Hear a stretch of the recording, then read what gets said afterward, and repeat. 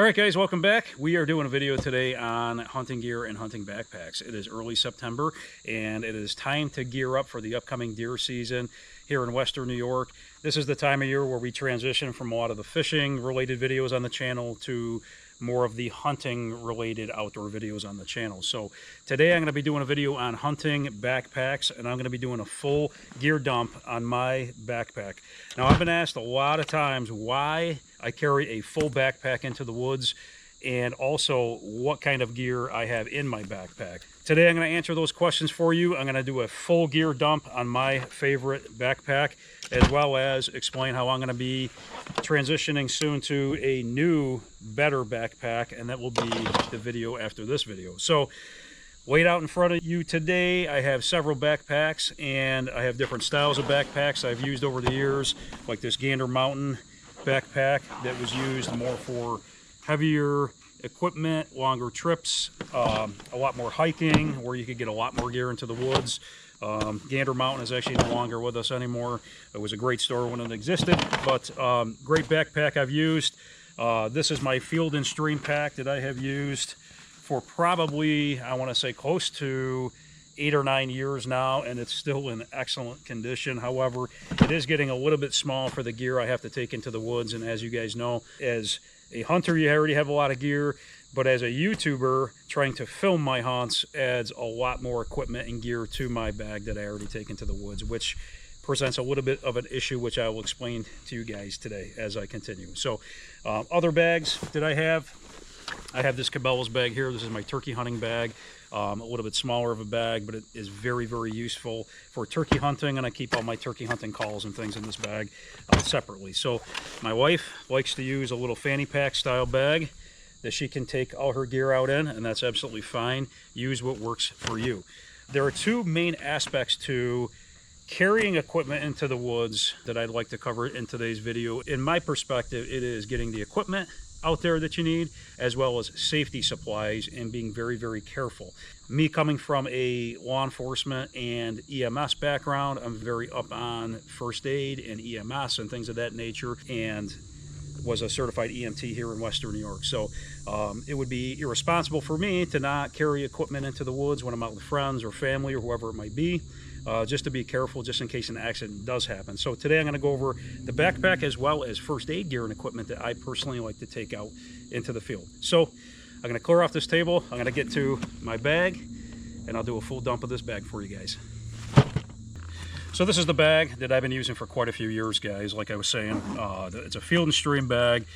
It is a waterproof outer bag. However, there are a few holdbacks to this bag that I'm going to discuss, and that's why I am going to be upgrading the bag to another bag, which will be my next video as I explain. But this bag has served me well over the years. I still have a lot of equipment in this bag from the previous season, but I'm going to get into this right now. I'm going to do a full breakdown of what I carry into the field, why I have things the way I have them on my bag, and I'll kind of lay them out in front of here on the table, and I'll go over them. All right, so first off, as I was saying before, I am very EMS minded, safety minded, as far as taking proper equipment into the field when it comes to first aid.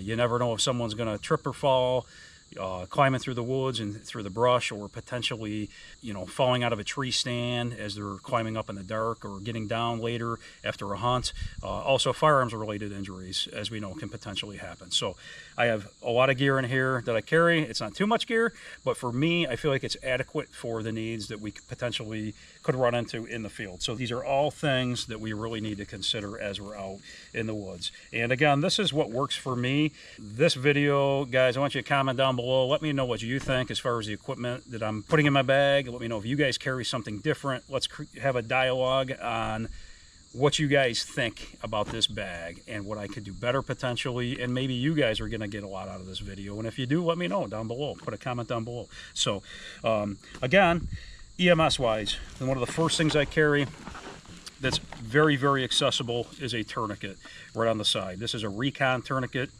Recon Medical, and I like these because they got the little pen that come out the side here. You don't have to worry about having a pen. If you do have to write on here the time that you put the tourniquet on. If you don't know how to use a tourniquet, I highly suggest that you guys go on YouTube or the internet somewhere. If you don't know, get one of these. They're super lightweight, carry them. This could be a lifesaver. Learn how to use them, and make sure you have other supplies with the tourniquet. Okay, secondly, in the same pocket, I carry a pistol mag. This is a spare pistol mag here.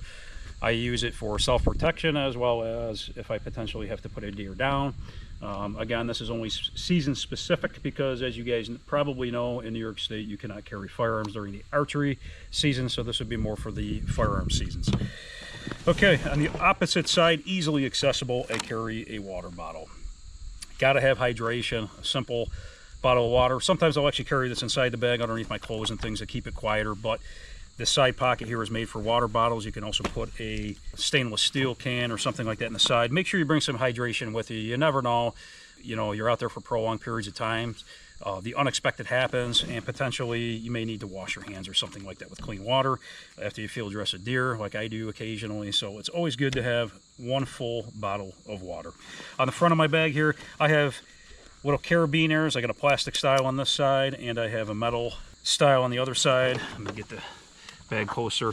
This is a plastic ASP brand, ASP. Super lightweight. I highly recommend these, but they're super strong also. Another variety that you could stick on the outside of these metal night eyes S-binder, and basically, you know, your hats or other gear you could clip on here, your little seats that you sit on, or other gear you could clip on here. It's a huge range of things that you could use. So, and after that, we'll start with the front pocket here. I want certain things very accessible to me when I'm out in the tree stand or when I'm hiking in. Certain things I don't want to have to dig all through the bag for. I want to be able to reach in and grab something that I need right away. And one of the first things I always do when I get up in the stand is I get my scent wind indicator. Right here I got this real nice little one. This has lasted me several years, and dead downwind, that's a good little product. I'm sure there's a lot more on the market, but this one has worked great for me over the years. A couple puffs in the air and you can see how the wind is going. So I want that very accessible to me, as well as during the time I'm in the tree stand. The wind might change. I've had that happen quite a bit. I pull it out again and just shoot some powder into the air. A rangefinder, very important when you're trying to check and remember the distances, especially with archery seasons. Having a little rangefinder is great. Trail tacks, I got all kinds of different ones. I usually update my trails as I go in and out, just making sure that if I am going in the dark, I can see, or another family member potentially can see where the trail is. Big on lights, got to have lots of lights. Headlamps, smaller pistol lights like these TLR1s by Streamlight. These are great little lights, excellent little products to have. I usually carry with me probably at least 4 different lights in this bag. A lot of just backup ones. Some are low light that I like to use for going in, because I don't really want to spook the deer with a big bright light. After I do take a shot at a deer, if I think I might have hit something or I need to trail something, then I'll break out the ones that are much brighter, and then, you know, that I can track a lot easier with and scan a big area with. So I always carry a few little hooks to put up if I need to put a new hook in the tree or change something out, you know, for camera equipment, or hang my bag, or put a bow or gun or whatever it might be. That's a great tool. Carry some of those. Medication. Although I carry a pack with meds in this bag, I also carry something a little easier accessible to me, and I always use naproxen sodium. That's one of my favorites, so I always have that accessible. Okay, moving on to the next pocket. Very accessible also in this bag. Grunt Tube. Carry a nice extinguisher, Grunt Tube. Knife, very accessible in case I need to cut a rope or something like that as well. This is one of my field dressing knives, one of my favorites. Buck knife, it's worked great for me over the years. So always keep that accessible. Camera mounts and equipment. This is where I get into some of my YouTube gear. I carry these little Harbor Freight clips, and if you guys have never picked up a few of these, I recommend that you do. Not just because I'm a video person, YouTuber, but also because these are great. Once you get in a tree stand, you can set them on the metal and it'll hold your equipment and gear. It's so easy, and you can squeeze it again, take it right off. This one's set up for a GoPro. Usually I would have this one either behind me or on a tree bench next to me or something. I can also put a cell phone on here if I wanted to. Very nice, easy, lightweight piece of equipment. Power packs. I always have a power pack with me no matter what.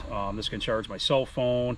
This can charge the GoPros, my other camera, very compact yet very lightweight, as you can see. I keep them charged up, some charging cords with them. Definitely a must.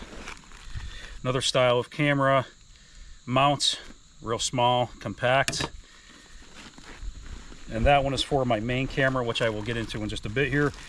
Hand warmers. I always keep 2 to 3 extra hand warmers in my bag. Okay, moving on to the next pouch. Opens up here. This is where I keep a lot of the bigger equipment, bigger gear. Inside this I have hats, typically, and those are actually not only to bring extra hats and gear, but also to cushion my bigger cameras that I take with me. This is a little Panasonic camera. It is perfect for videotaping hunts. I do not need anything huge when I go out into the woods. I do not use a big camera. This is about the biggest size here with the little Rode mics on top that you need. This has worked perfect for me. So, smaller camera, yet it fits great in the bag. I can cushion it with the hats and everything. I got it kind of camoed up here with the tape, as you can see, just to camouflage myself a little better. But this is one of my main hunting video cameras right here. Hats, gloves. I usually carry a couple pairs of extra thin gloves with me. Masks I carry, super lightweight. I almost always wear a mask when I'm out in the field. Tapes, whether it be camouflage duct tape or the gun wrap tape, super lightweight. And again, these I carry because you get out there and all of a sudden you realize, oh my gosh, my shooting rail is coming apart or something like that, right? And you want to cover that cushion. It might be because something is squeaking or something like that you need to duct tape something down. So why not carry a little bit of tape with you? Snacks. I carry a variety of snacks that do not carry a lot of scent. I got some mixed nuts in here. These last for a very, very long time. So if you don't eat them a day, you can always just leave them in there for several days, if not weeks. And here I got an apple and a granola bar. And I reuse these bags quite a bit also. Gloves, field dressing gloves, as well as potentially first aid gloves if I needed to use them for that. But I carry one separate pack of gloves just for field dressing animals. A expandable foldable saw. These are awesome, guys. This is an Ameristep one. I know there's a lot of brands out on the market right now, but this one basically, you know, you get up there, especially in the beginning of the season, in your stands, and you realize that some branches have overgrown and you need to do a little trimming. These are just perfect size little saws and super lightweight. Really no reason not to carry something like this. It just can be such a big help when you're out there. Hunting license, as you guys know, in New York State, lots of license changes over the last several months. We can do different things now on paper that we used to, you know, have the store printed off for us. But I put everything in these plastic bags. There's always a potential for things to get wet, so why not? I have a bag of all kinds of extra gear. This one bag here actually has several things in it. It's got spare batteries for anything that could take batteries in my entire bag. Flashlights, headlamps, the range finder, you name it. There's always spare batteries here. Spare paracord. Paracord can be used for dragging a deer or bringing your bow up from the ground once you get up in a stand if you do forget cord. So many uses. Also some spare flashlights I got in here. I got trail marking equipment. I got little orange tape and orange duct tape if I potentially need to mark where I last tracked a deer, if potentially, you know, you wound an animal and you got to come back the next day or something. So just kind of the what if bag here, just a lot of different things. Also, another good thing I'm going to mention to you guys is carrying zip ties. Zip ties have so many uses, whether it be some kind of, you know, failure when it comes to your tree stand or your equipment bags or even a gunsling or whatever it might be. Zip ties are such a good temporary use, and I carry multiple different sizes. I got smalls, I got mediums, and I do carry a few larges. You can't see them because they're kind of bent in the bag here. But think about zip ties. Zip ties are a very, very good thing to carry with you. Very easy and lightweight. Why not, right? I carry a few ratchet straps with me, and the reason I do this is I do switch stands quite a bit. I have numerous hunting properties, and there's always the potential for a tree to move during the off season or during a big windstorm. And carrying a ratchet strap with you makes things a little safer. You get up in a stand, and I'm sure you guys have gotten up in a stand before and things are kind of shaky or uneasy or just not sure of it. Why not carry another ratchet strap with you? You can quickly and easily put another strap on for your safety and for your peace of mind. I carry this other one over here, actually, without the ratcheting part, and this one I actually use for dragging deer out. I don't know why, but I started using this years ago, and it's just a hook end.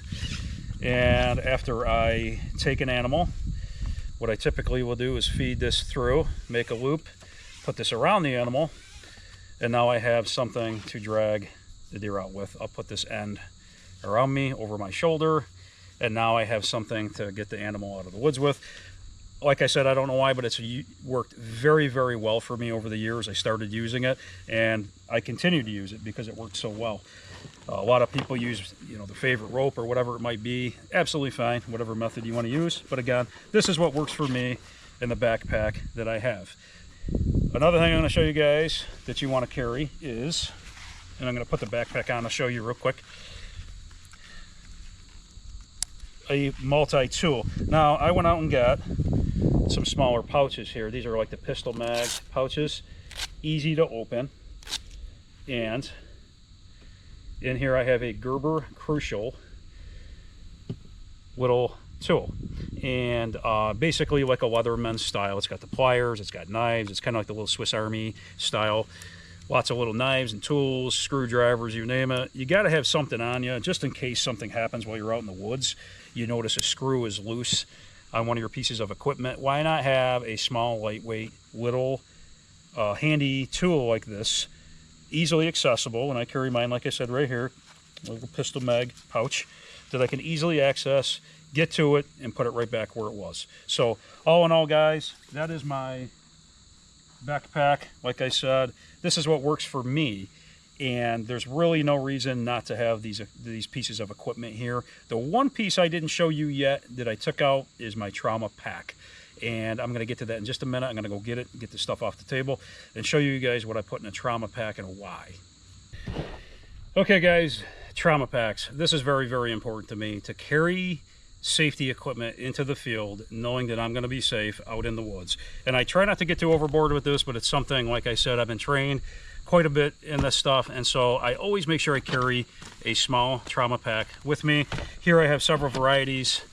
I got the little kind of camo here. That's a Molly style bag. I got this little black one, same type of concept. Here's a Fieldline Tactical little bag I got at Walmart. This works just fine, but these are small trauma packs that you can switch if you had to. For instance, if your bag got wet and you needed to switch to a different backpack or bag or whatever you needed to take with you out into the field, you can just pull this out of that bag and stick it in the other bag. You're not worrying about all the little parts and pieces in a little trauma pack. So I'm going to open these up, kind of show you guys what I got, and it kind of explain why I carry one of these trauma packs in every bag that I take into the field, whether it be hunting, fishing, anything.